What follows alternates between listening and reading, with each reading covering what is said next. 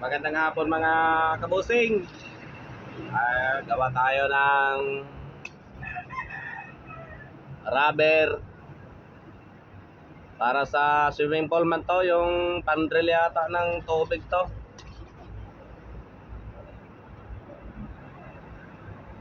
Apat na piraso.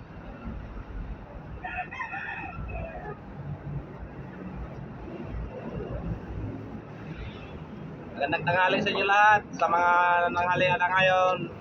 Basta po kayo. Shoutout pala lahat sa lahat ng mga Bisaya at saka sa lahat ng mga nagtatrabaho sa araw na to. Sana pagpalain tayo ng Panginoon sa araw na to at bigyan tayo ng blessing at maging safe sa araw na ito. Shoutout sa lahat ng mga driver, operator,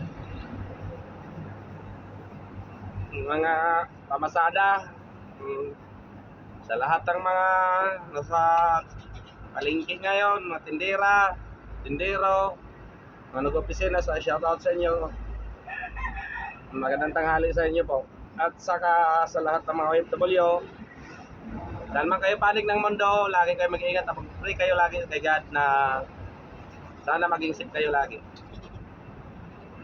Right.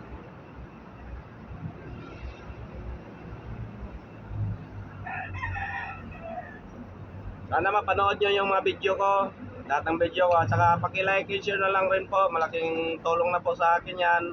Sana buhay ko na baka makita ng ibang may mga sasakyan na gusto nila magpagawa ng handmade rubber ng mga sasakyan nila sa mga chassis, mga kalampag ng sasakyan.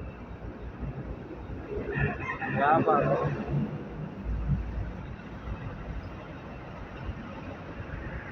Dito lang po ako sa Quezon City, sa may BF Road, lapit sa Sadigan Bayan.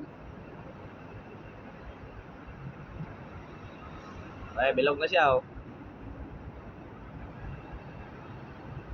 Dito siya nakalagay. Ito. Yan, oh. Yan na siya.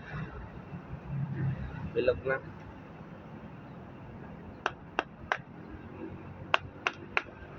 Ayaw na matanggal.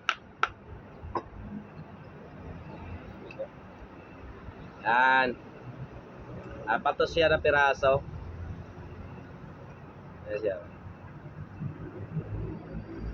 Sobrang tibay po ito. Gawa to ng gulong. Ito naman po yung mga engine support.